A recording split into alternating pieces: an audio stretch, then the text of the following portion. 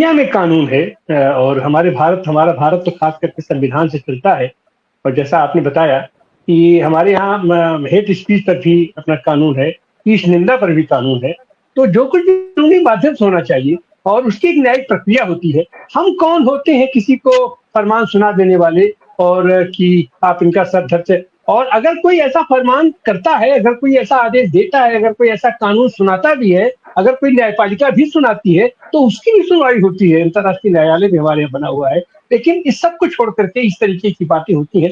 लेकिन आज ये 34-36 साल के बाद ये लगभग 4 दशक के बाद ये फिर से इसको खोला गया है। तो ये हमारे भारत में खास करके इस समय तमाम हेट स्पीचेस हो रही हैं और तमाम नफरत का माहौल बनाया जा रहा है, तमाम सांप्रदायिक ध्रुवीकरण करने की कोशिश की जा रही है। और अभी-अभी हमने देखा कि ये मोहम्मद आरिफ साहब को केरल से ला करके बिहार में उनको राज्यपाल बना दिया गया। तो क्या ये सारे इक्वेशन कुछ इकट्ठा हो रहे हैं? ये सारी चीज़ें क्या कर सकते हैं चलते-चलते ये जो अभी जो उसका बैन हटा है, उसको लेकर के आप क्या देखते हैं? और मार्केट में और इस पर आस्था पर कितनी चोट पड़ने वाली है? और वो जो घायल लोग हैं, तथाकथित घायल लोग हैं, वो इस पर आगे और क्या एक्शन कर सकते हैं?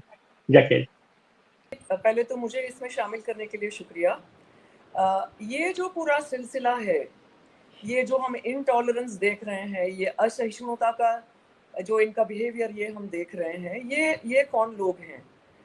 क्या इन्हें भारत के मुसलमानों ने अपना प्रतिनिधि चुना है? क्या इन्हें ये कहा गया है कि आप हमारे ठेकेदार हो, आप हमें रिप्रेजेंट करो? ऐसी तो कोई बात नहीं है। और ये जो लोग हैं, इनका कम्युनिटी की जो वेलफेयर है या कम्युनिटी की जो वेलबीइंग है या कम्युनिटी के सामने जो मसले हैं, उसको हल करने में इन लोगों का क्या कंट्रीब्यूशन है, यानी कि क्या कमिटमेंट है? मेरे ख्याल में तो शायद इन सब बातों के कोई जवाब नहीं है। और ये चंद मुट्ठी भर लोग हैं जिन्होंने अपने ही किस्म की एक राज है, अपना ही इन्होंने वर्चस्व बनाया है कि मुसलमान कम्युनिटी से जुड़ा हुआ कोई भी मुद्दा आए तो उसमें सबसे जो पीछे ले जाने वाला, जो सबसे रिग्रेसिव स्टांस हो, सबसे रिग्रेसिव जो पोजीशन हो, वो लेना। और हर बात पे ये घोषणा कर देना कि इस्लाम खतरे में है, मुसलमान खतरे में है, शरीयत खतरे में है। अब मैं नहीं मानती कि करीब 15% के करीब आबादी जो हमारे देश में मुसलमानों की है, उनमें से कितनों के लिए असली मसला सलमान रश्दी की किताब है। सो ये तो सबसे पहली एक बात है। और दूसरी बात ये है कि जो इलिबरलिज्म है और इनटॉलरेंस है, वो जो लोग हैं, वो हम हिंदुत्व से जुड़े हुए लोगों में भी देख रहे हैं और वो हम इस्लामिक राइट से जुड़े हुए इस्लामिस्ट लोगों में भी देख रहे हैं। और ये इनके बीच में एक तरह से आपस में एक तरह की होड़ लगी रहती है कि आप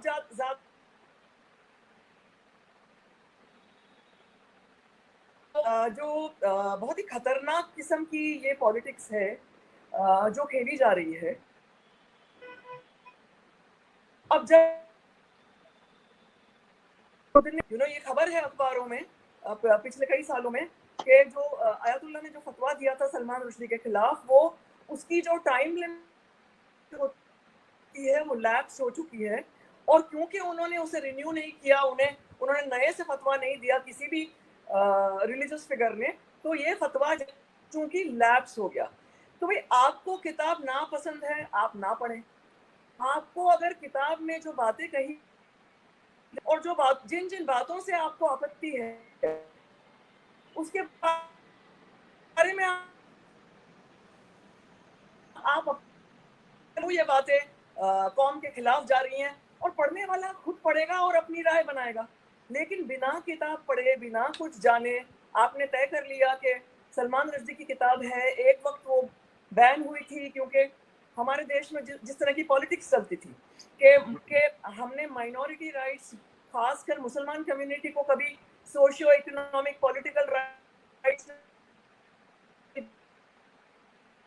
एजुकेशन, सिर्फ जो ऑर्थोडॉक्स मुसलमानों के अंदर उसको हमने पाला पोसा। तो उसी के तहत ये किताब को बैन किया गया। ऐसा मानना है, कोई सोची समझी तौर पे इसको बैन नहीं किया गया था। एक तीसरा देश फतवा देता है और हम एक जो कि जिस देश में फतवा निकलता है वो कि एक इस्लामिक देश है, एक थियोक्रेटिक देश है, एक मजहब आधारित देश है, और हम जो कि सेक्युलर डेमोक्रेसी है, क्या तुक बनता है कि उस फतवे के आधार पे इस किताब को हमारे देश में बैन किया जाए। तो हमें ये भी समझने की जरूरत है कि ये किस किस्म की पॉलिटिक्स है, और क्या इस किस्म की जो पॉलिटिक्स चली है उसका क्या योगदान रहा है। आज अगर हमारे देश में हिंदुत्व चरम पे है, हमारे देश में आज अगर ऑथोरिटेरियनिज्म चरम पे है, संविधान से विपरीत बात जो हो रही है, संविधान में जो कॉन्स्टिट्यूशनल नेशनलिज्म की बात है उसके विपरीत हिंदू नेशनलिज्म की जो बात हो रही है, ये माहौल बनाने में इस तरह की राजनीति जो मुस्लिम ऑर्थोडॉक्सी ने हमेशा से की है, हमेशा से करते आए हैं, उसका भी कितना हद तक हाथ है, ये भी हमें सोचने वाली चीज है। रही बात बैन की, तो लोकतंत्र में बैन एक विरोधाभास है, एक अनएक्सेप्टेबल चीज है। हमें किसी चीज से असहमति है, हमें कोई चीज ना पसंद है, तो हम उसको ना प्रचलित करें, उसको ना पढ़ें, उसको ना खरीदें, या हम अपनी राय रखें कि भाई हमें ये पसंद नहीं है, और हम अपील करें, हमारे लोगों से अपील करें, हमारे कौम के लोगों से अपील करें, हमारे fellow country man and women से अपील करें कि भाई ये घटिया किताब है, आप इसको ना पढ़ें। जिसको पढ़ना है पढ़ेगा, जिसको नहीं पढ़ना है नहीं पढ़ेगा। लेकिन आप, जैसे जावेद साहब ने कहा, आपको कोई हक नहीं है कि आप कानून अपने हाथ में लें, और खासकर आज का जो पोलराइज्ड माहौल है, जहाँ के इतने सारा ऑनस्लॉट हो रहा है माइनॉरिटीज पे और पर्टिकुलरली मुस्लिम्स पे, जहाँ उसको रेजिस्ट करने की इतनी बड़ी ज़रूरत है, तो वहाँ तो आपकी कोई आप दिखाई नहीं देते हो। लेकिन आप जो ये आपकी ऑर्थोडॉक्स और रिग्रेसिव किस्म की जो डिमांड्स हैं कि सलमान रश्दी की किताब बैन की जाए, तो आपकी प्रायोरिटीज़ क्या है, आपकी कॉम्पिटेंस क्या है, आपकी कमिटमेंट क्या है माइनॉरिटी राइट्स को और डेमोक्रेटिक राइट्स को। तो ये पूरा ही मैं इस पूरे घटनाक्रम को शक की नज़र से देखती हूँ। मुझे इसमें कुछ लोग अपने वर्चस्व के लिए हैं, यही सही होगा कि हम इस तरह के लोगों को या एक्सपोज करें या इग्नोर करें, लेकिन इनकी कोई ऐसी पहुंच नहीं है, और मेरे ख्याल में इनको बहुत इम्पोर्टेंस भी हमें नहीं देनी चाहिए। आनंद जी। जी जी। जी अगर हम इनकी पूरी यात्रा देखें अपने ये सलमान रुश्दी साहब का, तो जी इन्होंने शायद ख्याति प्राप्त की थी 1981 में, इनका उपन्यास आया था मिडनाइट चिल्ड्रन ख्याति।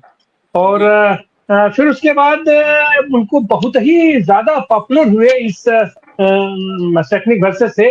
तो क्या अपने लेखक लोग ऐसी चीजों को भी चुनते रहते हैं कि उनकी ख्याति के लिए उसका विरोध हो, और अगर विरोध होगा तो उनकी पॉपुलैरिटी भी बढ़ेगी, उनकी किताबों की बिक्री भी बढ़ेगी। तो क्या क्या इसके पीछे ये रीजन था, या वाकई वो कला के माध्यम से अभिव्यक्ति को वो देना चाहते थे, और जो अभिव्यक्ति की स्वतंत्रता है उसके लिए भाई हम जो कुछ भी हम लिखे हमारी चीज जाना चाहिए, हमारा विचार है, हमारा दर्शन है, हमारा जीवन मूल्य है, ये तो जाना चाहिए। तो आप इसको कैसे देखते हैं कि अभी जो फिलहाल लोग फिर से मांग उठा रहे हैं, जबकि दुनिया में 20 लाख किताबें आज माने ये भारत का बैन हटने के बावजूद दुनिया में, और आजकल तो दुनिया मुट्ठी में है, आप किताब आप बांटिए न बांटिए, सब तक बात अपना पहुंचती रहती है। तो आप इसको कैसे देखते हैं, क्या इस पर फिर ये बैन पर विचार कर सकती है सरकार?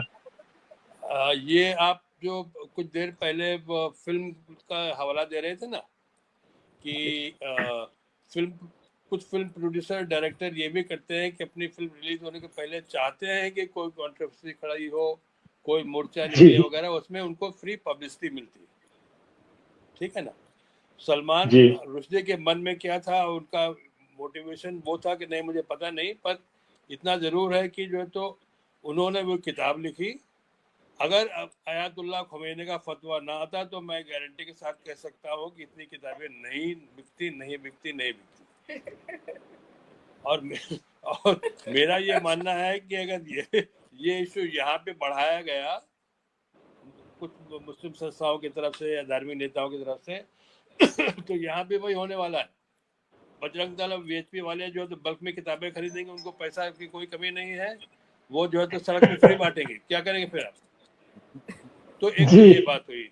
दूसरी बात ये कि जैसे हमारे दो साथियों ने भी, ज़किया और फिरोज ने कहा कि नफरत के बाजार में आज जो है तो मोहब्बत की दुकान खोलने की जरूरत है, और ये जो है तो दुकान, मोहब्बत की दुकान जो है तो सड़क पे उतर के जो है तो नारेबाजी से नहीं चलने वाला है।